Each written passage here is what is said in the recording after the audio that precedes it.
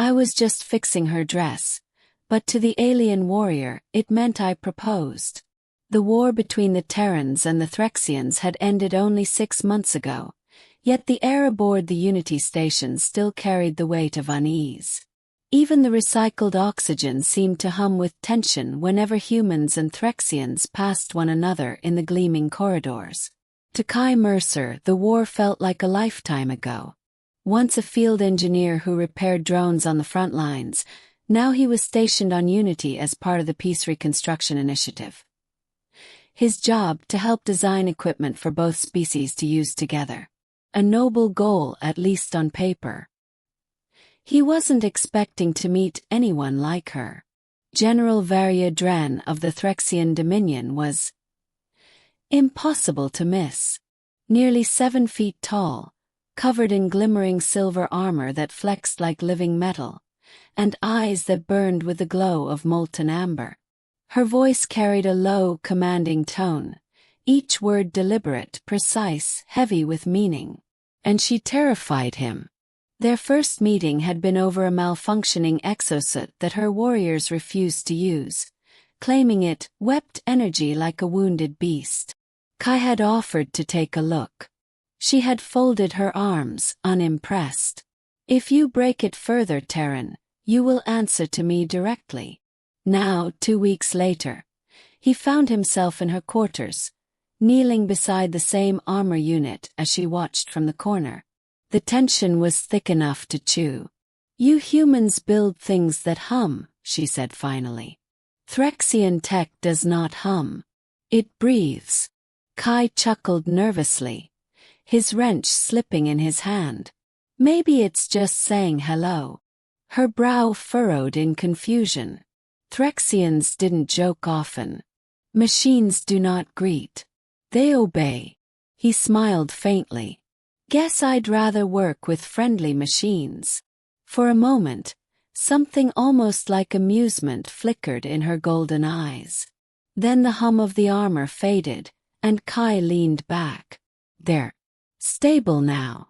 She rose gracefully, towering over him. You have skill, Terran. Perhaps you would have made a decent Threxian craftsman. High praise, he said, standing. Coming from someone who could crush me like a soda can. Her head tilted. Crush you? A human phrase. Means you're strong. Ah. She looked down at him, her expression unreadable.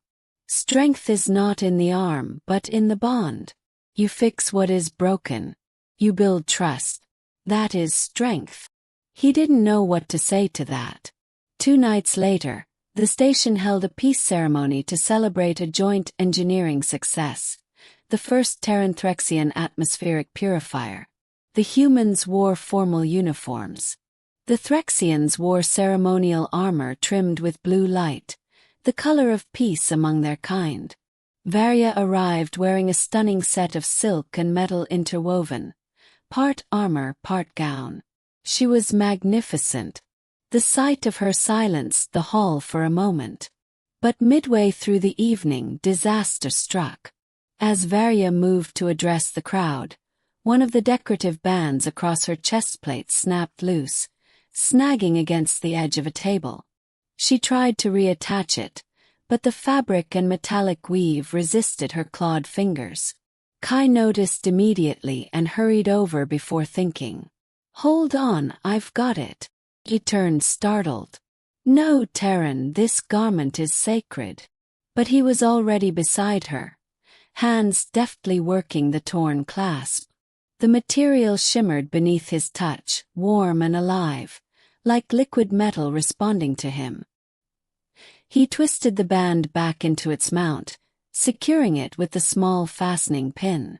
There, he said, smiling. Fixed. The room had gone utterly silent. Varya's golden eyes widened. Her breath caught. The Threxian warriors nearby exchanged astonished murmurs, some lowering their heads in what looked like reverence. Kai blinked. Did I just?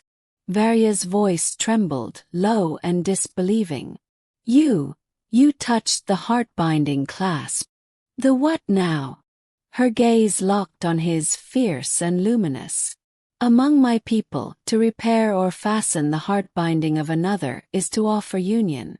You have proposed, Terran. The air left Kai's lungs.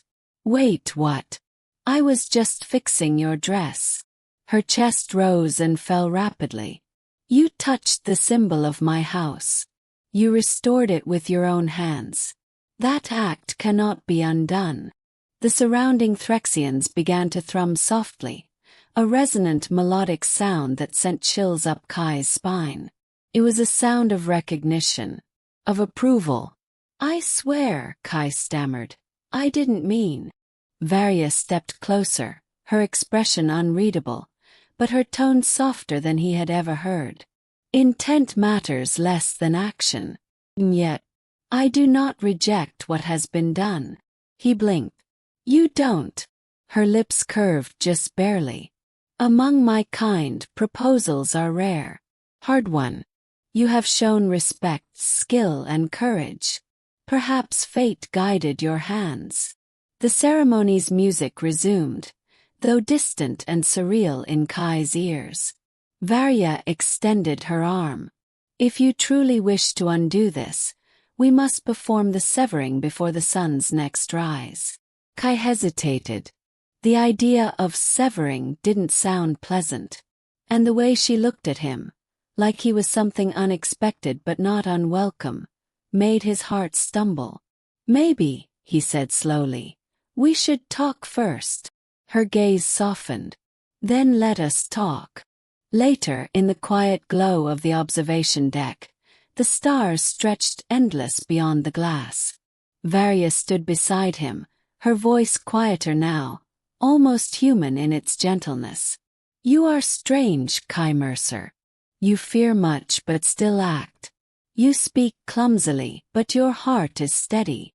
He smiled faintly. You're not so scary when you're not threatening to break my bones. I have never threatened you, she said, though her eyes shimmered with humor. Only tested you. He looked at her, the faint reflection of starlight dancing across her silver skin. And do I pass? She turned fully toward him. You do more than pass. The next moment, she touched the repaired clasp over her heart. The metal responded, glowing faintly. Your hands have already spoken for you, Kai Mercer. But if words are required... She lifted his hand, placing it against the symbol. I accept. He swallowed hard, his pulse hammering. Accept what? Her lips curved. Your proposal. Before he could speak, the clasp pulsed once, sending a soft warmth through his palm, like a heartbeat shared. Outside the window, the stars seemed to flare brighter, and somewhere deep in the station's core, the hum of human and Threxian technology blended into one perfect, living rhythm. Kai exhaled, dazed. Guess I'm engaged now. Varya's eyes gleamed with quiet amusement. To a warrior of Threxia, no less. Be proud, Terran. Few survive the first proposal. And for the first time since the war, Kai laughed freely, because maybe peace wasn't something written in treaties or machines. It was something forged, hand by hand, heart by heart. Varya's words hung between them like starlight, soft, impossible, and far too beautiful to touch. Kai's mind spun, trying to process what had just happened. A simple act of fixing her dress had somehow bound him to one of the most feared warriors in the galaxy. But when he looked at her, really looked, he saw no fear, no dominance, no command.